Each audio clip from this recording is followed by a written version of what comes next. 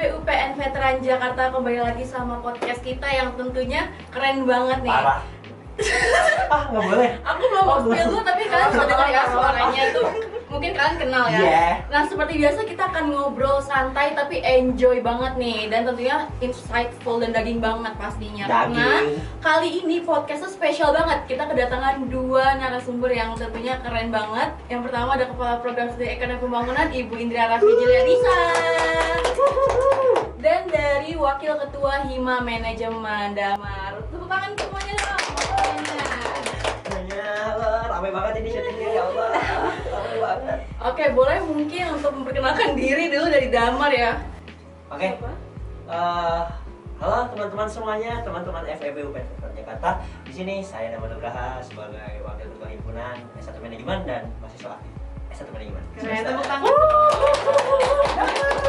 Ibu Indri mungkin mau perkenalan. Saya udah terlalu sering ya kenal sih kayaknya ini mah. Cukup skip. Oke, mungkin kita akan membahas seputar anak manajemen kali ya selama menjadi mahasiswa gitu. Mungkin untuk pertama-tama gimana sih pengalaman menjadi mahasiswa manajemen selama kurang lebih 3 tahun? 3 tahun, jangan 3 tahun. Gimana? Dari mata kuliahnya gimana, ada yang dosennya mungkin? Kalau dari manajemen sih lumayan sesuai sama passion lulus SMA tuh, soalnya yang ekonomi banget tapi nggak terlalu teknikal, nggak terlalu yang belajar banget gitu ya, maksudnya masih ada soft skillnya. Dulu tuh sebenarnya aku tuh pengen komunikasi, tapi nggak keterima, God's plan lah ya. Terus ngelihat manajemen, terus prospeknya ada marketing nih, salah satu konsentrasinya yang udah aku pilih manajemen. Terus jalan sih lumayan seru sih dari mata kuliahnya, dosen-dosennya juga lumayan update, kalau dosennya juga sesuai mata kuliahnya sih.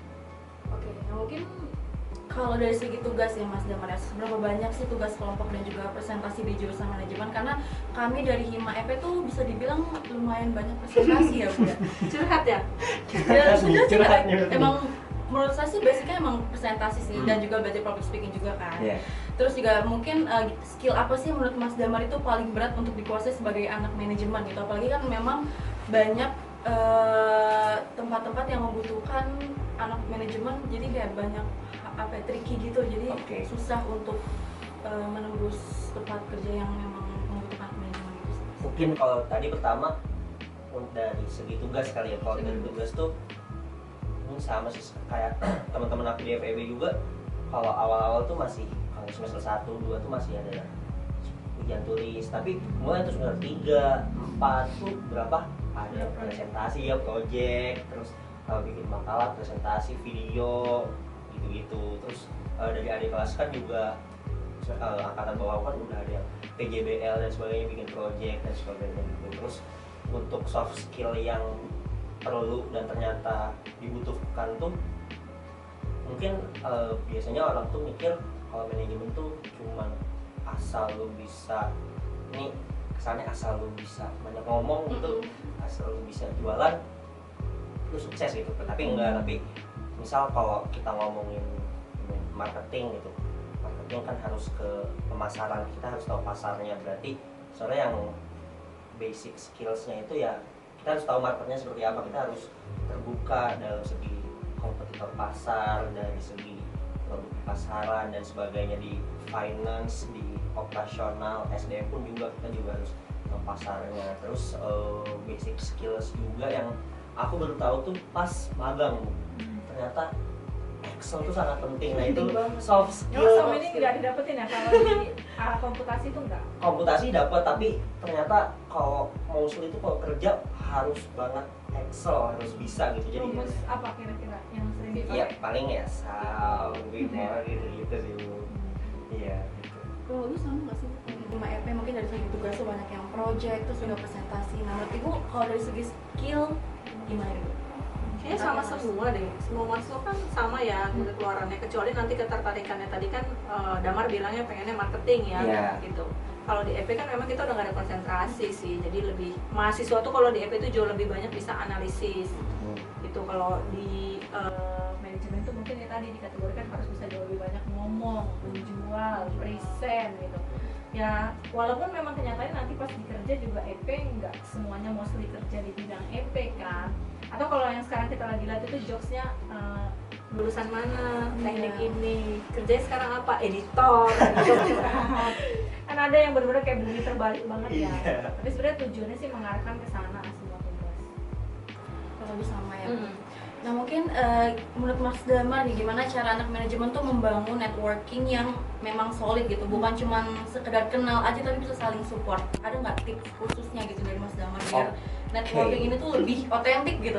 Tips khusus networking tuh sangat penting sih, apalagi di kehidupan kuliah ya. Maksudnya kalau kalian lulus SMA terus di kuliah tuh kalian cuma kuliah pulang gitu, kupu-kupu lah biasanya, atau enggak nongkrongnya malah di kosan teman gitu tanpa bikin relasi yang lain sih, menurut aku sayang ya. Jadi networking itu sangat penting, tapi biar beneficial kemana nih networkingnya. Pertama kalian harus tahu interest kalian tuh di mana dulu. Jadi nah misal kalian kalau di kantin UPN atau kalian ada kenalan sama teman baru gitu, kalian kasihin aja dikit-dikit. Misal kalau lu suka bisnis nggak sih, atau lu suka baca-baca buku, kalau kalian suka buku-buku entah ekonomi, politik gitu, kalian ngomongin hobi aja, ngomongin interestnya aja. Nah kalau udah beberapa ternyata kalian klik sama orangnya, nah itu satu waktu pasti ada project kalian yang bisa membutuhkan orang itu.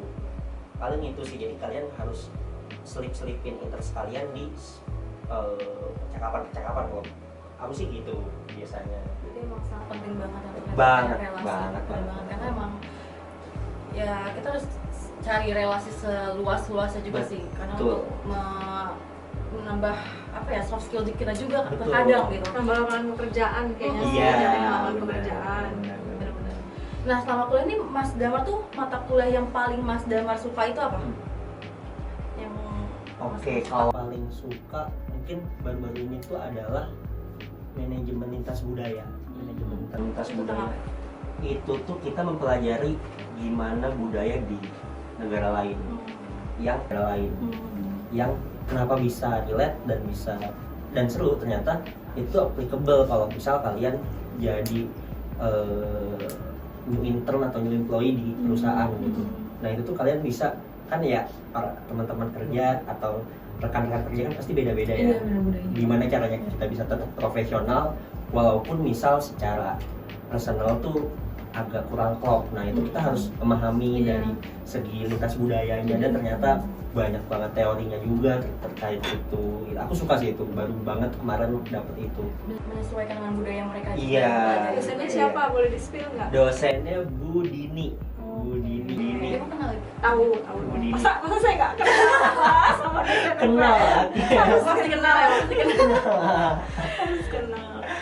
Nah, kalau misalkan Mas Damar nih punya mesin waktu terus bisa balik ke awal semester 1. Kan pasti lagi seru-serunya banget tuh.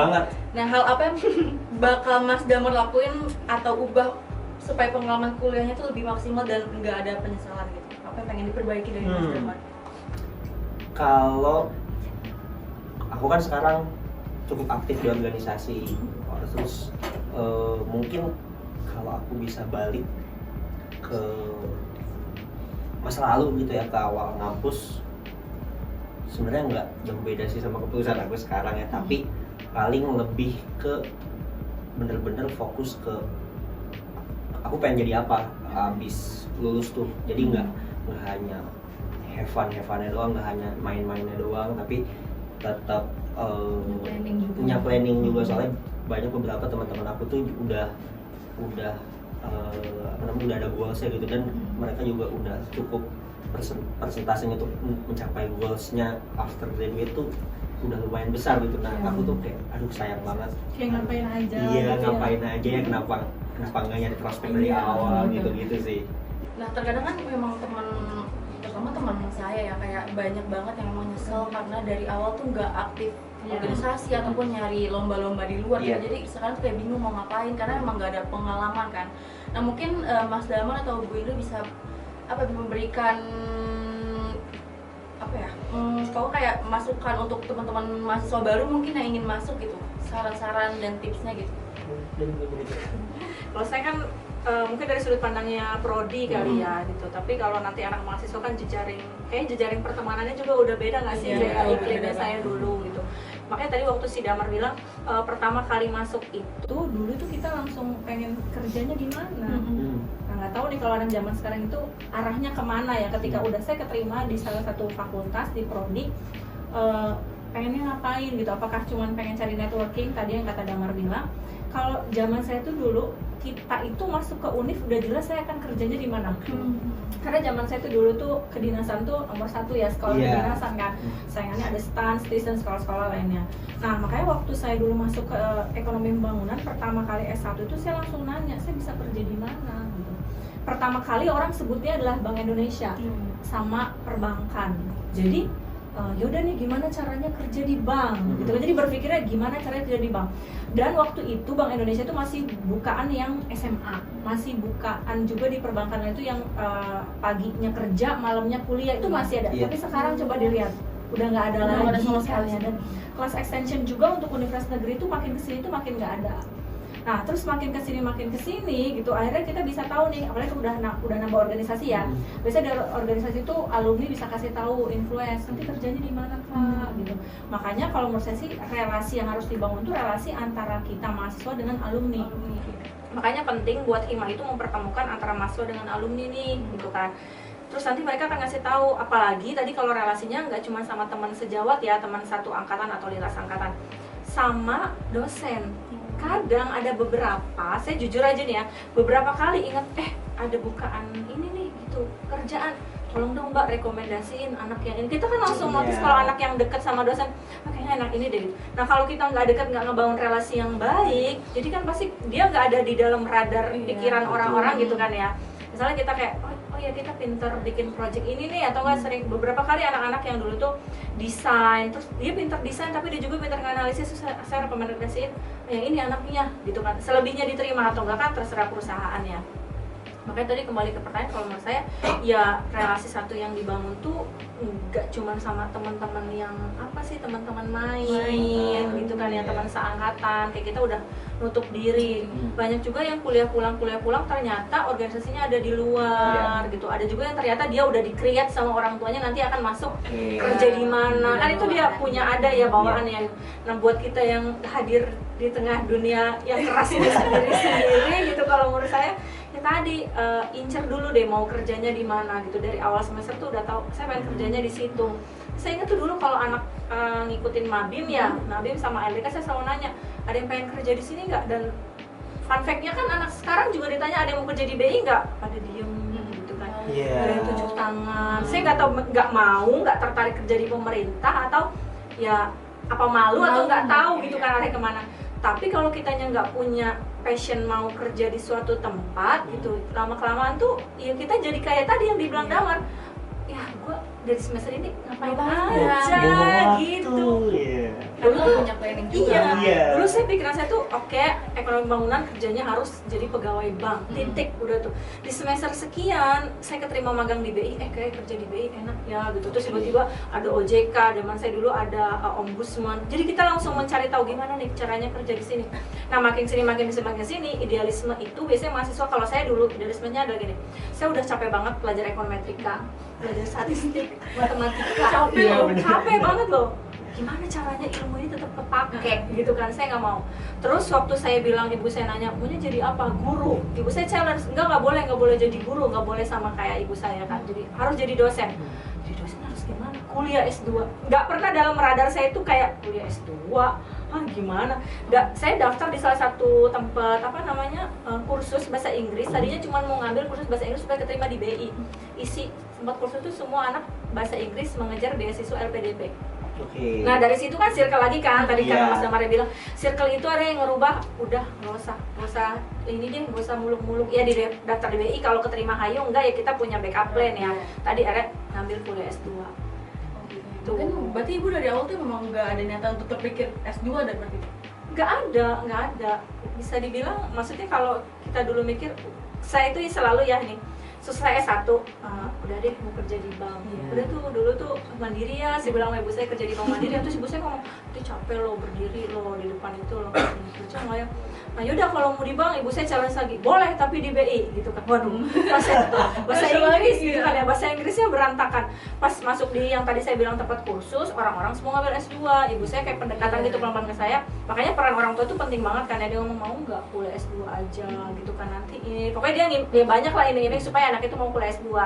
Dari kuliah S2, lelahnya keterima dosen, dan saya tuh ya keluar wisuda di Unpad, kan saya kuliah S3 lagi. Ya Allah, nggak taunya, nggak sama sekali saya pikir udah S2 tuh cukup ya.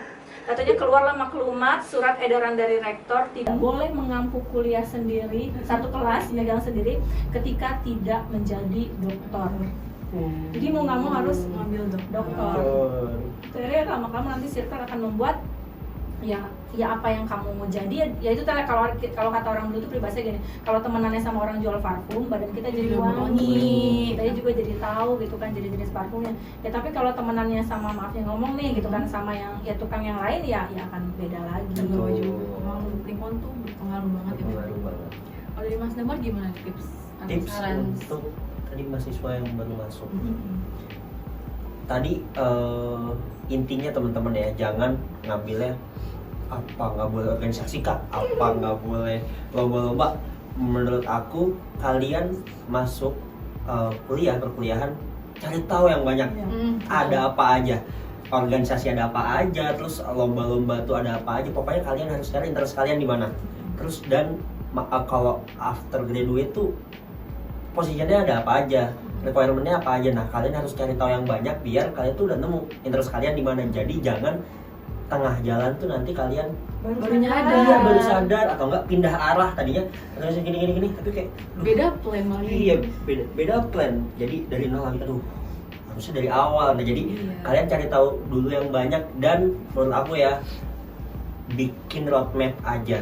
Jadi kalian dari 3,5 tahun atau 4 tahun tuh kalian udah menentukan ini waktu kalian ini kalian habisin buat gimana aja. Misal tahun pertama kalian mau organisasi, tahun keduanya lomba dan sebagainya, itu kalian tentukan sendiri. Kalian harus bikin roadmapnya, mind mapnya gini. Jadi tetap terstruktur gitu. Jadi soalnya banyak ya teman-teman kita tuh yang ikut organisasi, mereka penasaran pengen nyoba semuanya tapi jadi beban, jadi banyak banget. Time management jadi berantakan banget. Betul. Kan menurut aku itu kalau misal kalian milih, maksudnya banyak banget kesibukan, itu bukan ngerugiin organisasinya aja atau ngerugiin orang yang ditanggung jawab, tapi itu ngerugiin kalian sendiri. Kalian walaupun dari awal komit bisa, time management bisa, tapi kan ada satu waktu yang capek, demotivasi nah itu kalau udah tahu pencapaian teman-temannya udah wah itu harus di maintain sih. Time management juga penting. Paling itu sih, harus explore banyak-banyak, harus cari tahu gitu. Betul. Nah mungkin kita lanjut ke peluang kerja lulusan dari manajemen kali ya Bu Damar. Nah mungkin ini sering banget jadi topik obrolan banyak orang yang bilang tuh jurusan manajemen tuh fleksibel, terus paling gampang terus juga bisa masuk ke berbagai industri gitu, karena setiap ada internship atau ada lowongan kerja itu banyak memang yang dari jurusan manajemen yang dicari. Nah dari pengalaman Mas Damar selama ini kira-kira apa sih spesialisasi yang paling menjanjikan gitu buat lulusan manajemen di era digital sekarang? Terus kalau ada anak manajemen yang lulus banget mau gimana ya setelah lulus gitu, Mas Damar tuh punya saran nggak?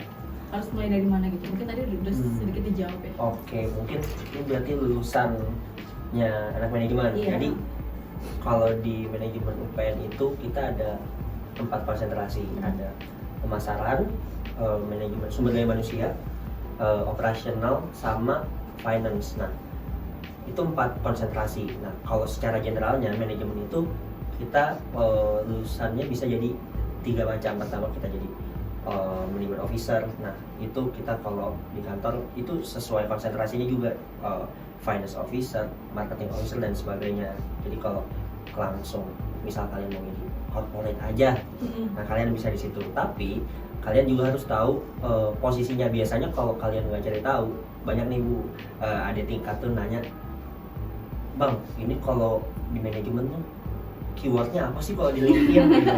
Nah biasanya kalau nggak tahu Bu, misal konsentrasinya marketing gitu, mereka nyarinya marketing gitu. Jadi itu harus tahu. Jadi tepat ya? Iya, harus niche banget. Misal ada kalau di marketing ada market research, ada business development, sales dan sebagainya. Dan di finance pun ada. Kalau finance tuh mereka paling banyak nih. Apa bedanya sama akuntansi? Ya beda. Maksudnya kalau akuntansi kan kalian jadi auditing dan sebagainya. Kalau manajemen finance ya kalian bisa investment, stock, equity dan sebagainya, bisa kayak gitu. Jadi kalian harus tahu juga kalau pengen jadi officer di sebuah perusahaan. Terus kalian juga bisa jadi konsultan, marketing konsultan, finance konsultan, dan logistik juga konsultan juga bisa, di perusahaan juga bisa. Yang ketiga adalah pastinya kewirausahaan. Entrepreneur itu juga peluang kerja yang sangat besar dengan skill masing-masing ya. Kita bisa kalau marketing kita bisa jadi buka agency marketing. Atau public relation marketing gitu, bisa bikin company sendiri. Kalau finance apa Kak? Kalau finance ya kalau kalian bisa jadi financial manager, bisa kalian propose aja ke orang-orang, ke teman-teman siapa sih yang nggak butuh investasi kan, kalian propose aja ke teman-teman kalian gitu. Terus kalau operasional banyak, itu ada pergudangan, ada transportasi dan sebagainya, itu banyak banget. SDM pun juga sama kayak gitu. Jadi kalau secara emang bener sih tadi kata Kak Kila, kalau manajemen tuh lumayan besar, tapi kalau kalian gak niche juga itu jadi nggak tepat tujuannya. Jadi kalau kalian cuman misal apply-nya marketing gitu, itu kalian bisa sama ribuan orang yang apply-nya marketing juga. Jadi kalian harus tahu nih market research-nya, pokoknya harus tahu lah di LinkedIn tuh ada aplikasi apa-apa aja. Itu sih. Nah mungkin Bu, kalau misalkan dari ekonomi pembangunan gitu Bu, kira-kira apa sih niche atau spesialisasi yang paling menjanjikan buat lulusan ekonomi pembangunan Bu? Banyak ya sebenarnya, apalagi sekarang kan kalau daftar kerja itu lulusannya ilmu ekonomi. Ya kan, berarti kita udah masuk di semuanya. Manajemen pun sebenarnya bisa masuk ke dalam ilmu ekonomi. Makanya kenapa tadi bilang anak manajemen ini banyak disebelin sama orang, udah jumlahnya paling banyak ya, terus semuanya juga major yang mereka bisa masuk. Bayangin mereka tuh dapat makro mikro aja mereka udah dapat ya gitu kan. Jadi mereka tahu. Nah, kalau ekonomi sendiri yang sekarang banget lagi hype itu adalah data analis ya, analis kasalisator itu banyak banget yang ke situ. Atau business development. Oh iya. Nah, itu biasanya suruh anak EP tuh suruh analisis inflasinya, daya beli masyarakatnya, terus harganya. Terus nanti disuruh analisis. Jadi kan pekerjaan itu yang bisa juga di-hire sama anak manajemen, tapi EP ada kemampuan dari analisanya gitu. Jadi harus tahu strength-nya kalian di mana gitu. Misal ke manajemen walaupun banyak, kan pasti ada omongan juga Bu kalau di manajemen tuh kayak misal ke SDM, aduh bersaing sama anak psikologi, iya gitu kan. Kalau operasional, aduh sama teknik industri gitu. Jadi ya plus minus lah. Tricky juga sih buat milihnya. Iya benar. Mas Damar sendiri udah ada itunya belum, tempat perusahaan impiannya? Perusahaan impian sih, kalau aku sih lebih ke posisi Bu. Aku tuh sukanya campaign marketing.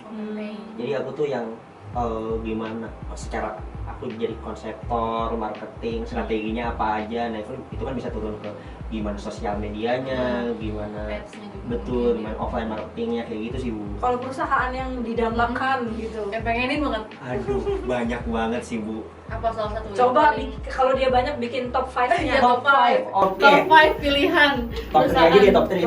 Top 3. Tapi nggak banyak tau. Iya. Harus kalau goals tuh harus tepat. Kalau aku sih top 3 dulu. Ini langsung company aja. Company. Iya. Top 3 dari 3 apa dari 1? 3 dulu deh. 3 dulu. Dari 3. Iya. Oke, dari 3. Aku pengen di aduh banyak kali Bu, bentar Bu. Aku pengen agensi gitu. Oh, agensi boleh.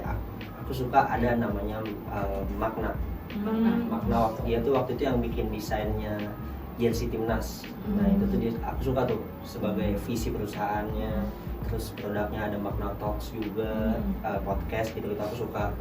Terus kedua OJK. Soalnya waktu itu aku magang di situ Bu. Dan bagus. yang tadinya aku pengen taunya Tiga pernah ya. iya aku taunya kayak manajemen udahlah agensi aja gini. Terus pas masuk sana bonafit juga nih ya kan. Iya boleh juga nih. Dan itu kalau masuk OJK gitu kan harus bisa MT kan, jadi nggak harus PNS gitu juga. Jadi bisa MT juga nih. Terus secara angkanya juga, angka gajinya juga lumayan secara fresh graduate. Itu aku juga pengen. Finalnya sih ya, final boss ini adalah top one aku pengen Telkom sih. Aku pengen Telkom soalnya aku suka aja secara corporate, secara sustainnya aku suka aja sih ininya. Terus dari perusahaannya bisa update secara marketingnya ke produknya, ke strateginya, itu aku juga suka. Mereka evolve banget sih secara lingkungan. Semoga dari salah satu top leader bisa Kita terwujud. Amin. Kita lihat nanti semoga tiba-tiba Mas Damar udah langsung jadi karyawan tetapnya. Itu dia. Tadi datang ke sini udah pakai seragam Telkomnya gitu. Doakan Prodi guys. Doakan Prodi. Ini harus diaminkan. Pak Bos. Amin. Nah, menurut Mas Damar nih, mana yang lebih krusial buat menunjang karir nanti? Kayak misalkan antara pengalaman organisasi yang melatih soft skills atau magang yang lebih spesifik ke dunia kerja profesional? Aduh, itu depend sih. Jadi itu sama-sama penting. Jadi kalau pengalaman organisasi itu benar-benar ya kalian lingkungan baru. Pokoknya basic needs-nya tuh di lingkungan yang baru seperti apa tadi public speaking, terus problem solving, critical thinking. Nah, terus tapi beda halnya lagi kalau kalian di dunia profesional. Itu ya jujur jauh banget bedanya. Jadi kalian misal kalau di profesional ya itu harus goal oriented banget. Kalian nggak perlu mikirin gimana cara mingle, ya itu menurut aku minor sih. Jadi emang harus goal oriented, itu sama-sama pentingnya sih menurut aku. Betul sih. Buat dari Bu Indri juga mungkin dua-duanya juga. Dua-duanya kalau dia mahasiswanya tadi nggak sosial ya. Bayangin di dunia kerja kan, kalau kita di kampus berantem sama teman masih punya teman yang lain. Ya bikin circle baru, ya kan kalian betul ya. Kalau di kantor selisih sama bos, terus mau cari bos yang lain kan nggak mungkin ya gitu. Jadi dua-duanya makanya penting sekali lagi, walaupun event cuman kepanitiaan ya dalam organisasi kan sekarang kayak gitu ya anak-anak ya, kalau ada kegiatan buka siapa yang mau daftar jadi panitia gitu kan. Nah kalau dia nggak pernah mau improve dirinya masuk ke situ, terus yang biasa gini nih, punya pendapat diam. Nggak menyuarakan pendapat. Iya, nggak menyuarakan, yang nggak bisa maju deh. Tapi kalau yang terlalu banyak berpendapat juga biasanya itu yang akan disikut. Oh iya Bu. Yang terlalu banyak. Jago gini doang nih. Jago ngomong tapi no action. Jago ya. ngomong tapi action. no action. Tampil kita dia. Caper Caper. perhatian. Yang kedua kerjanya protes terus. Jadi pasti akan, maksudnya ya saya ingat banget waktu itu salah satu sepupu saya tuh ikut di wawancaranya Unilever. Cluenya tidak boleh idealis, tidak boleh menonjol, tapi tidak boleh juga tidak ada suara. Karena ternyata yang tidak terpilih adalah yang terlalu banyak bersuara. Jadi heran kan gitu kan. Ilmu katanya sih, saya nggak tahu ya benar apa enggak, silahkan di searching aja sendiri. Katanya kalau terlalu banyak bersuara juga dalam diskusi roundtable, wawancara yang roundtable itu juga dikategorikan terlalu mengkhawatirkan, terlalu dominan, nggak bisa merangkul. Ada beberapa jawabannya gini, misalnya kita berlima anggaplah ya, misalnya gantian nih Bu Indri atau Indri kasih pendapat, terus kita kasih jawab gini. Saya sependapat sih sama pendapatnya Mbak Syakila, Mas Damar, tapi boleh juga gitu, kayak kita menghormati jawaban yang lain juga. Beda dengan yang Indri coba pendapatnya mana? Ya kalau menurut aku sih gini-gini. Nah itu udah langsung dinotis, terlalu selfish gitu. Ternyata ada ilmunya gitu. Kalau bahasa sekarang NPD kali. NPD suka meng-underestimate orang, menjauhkan orang lain. Tapi memang saling menghargai aja. Boleh tepuk tangan sekali lagi buat Mas Damar dan juga Bu. Insightful banget. Bikin kita semua jadi lebih paham tentang jurusan manajemen dan juga di-compare dengan ilmu dari jurusan Hima EP. Nah, mungkin saya thank you juga buat Mas Damar yang telah menyempatkan waktunya untuk hari di podcast kita kali ini, dan juga Bu Indri.